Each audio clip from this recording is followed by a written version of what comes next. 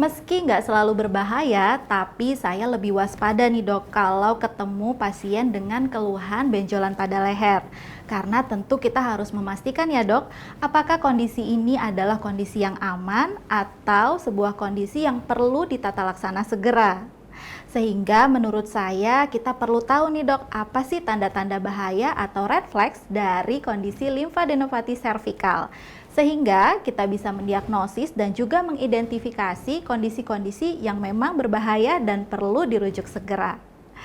Oke, tanpa berlama-lama lagi, langsung saja kita simak video Alomedica kali ini tentang tanda bahaya dari limfadenopati servikal.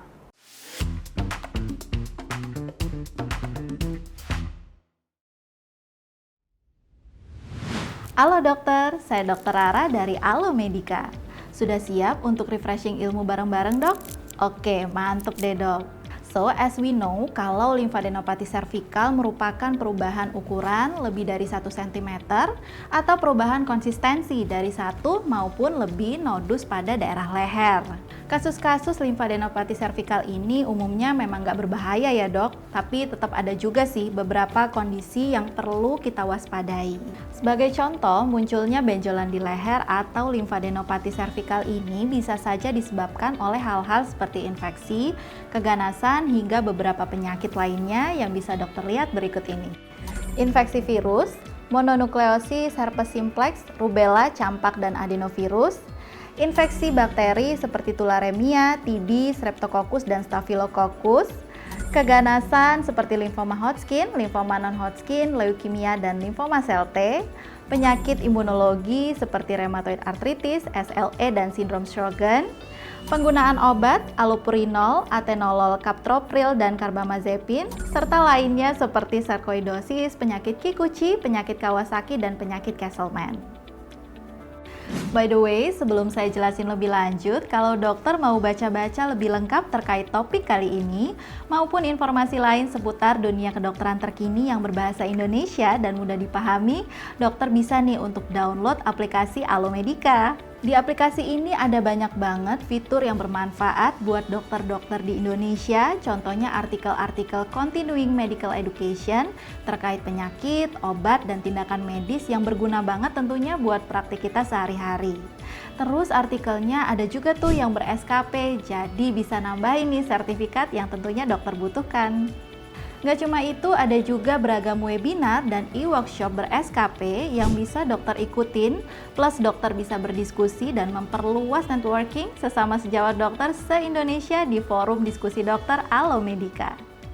Tuh, lengkap banget kan dok? Jadi download aplikasi Alomedica sekarang juga di Google Play dan juga App Store. Jadi, apa aja nih hal-hal yang patut kita curigai sebagai tanda bahaya dari limfadenopati servikal? Yang pertama, adanya limfadenopati servikal persisten lebih dari 6 minggu. Yang kedua, adanya perabaan nodus kelenjar getah bening keras, bentuk irreguler, konsistensi seperti karet, dan tidak nyeri. Terus yang ketiga, ukuran nodus limfa atau KGB lebih dari 2 cm. Keempat, peningkatan ukuran nodus KGB yang cepat. Kelima, limfadenopati supraklavikular tanpa disertai limfadenopati general. Kemudian yang keenam, ada nodus KGB terfiksir atau bergerombol. Yang ketujuh, limfadenopati servikal yang disertai dengan gejala seperti demam, keringat malam, menggigil, penurunan nafsu makan, dan penurunan berat badan yang tidak disengaja. Yang kedelapan, terpapar HIV, hepatitis, maupun faktor resiko kanker seperti paparan rokok, alkohol, dan radiasi ultraviolet jangka panjang. Kesembilan, pembesaran nodus KGB disertai dengan benjolan pada payudara. Dan yang terakhir ke-10, limfadenopati generalisata. Wah, banyak juga ya dok yang perlu kita waspadai. Tapi semoga bisa bantu dokter untuk refresh memori bareng ya dok. Jadi saat praktek nanti kita bisa semakin siaga dan waspada sama tanda-tanda bahaya pada benjolan leher atau limfadenopati servikal yang ada pada pasien. Nah, itu tadi video Alomedica tentang tanda bahaya dari limfadenopati servikal. Kalau dokter ingin mendapatkan informasi medis yang menarik dan berbasis bukti, tentunya jangan lupa untuk subscribe ke channel YouTube Alomedica. Dan jika video ini bermanfaat, jangan lupa untuk like, komen, dan share sebanyak-banyaknya ya dok. Terima kasih sudah menyaksikan video ini. Jadi dokter andal dalam genggaman. Salam Alomedika.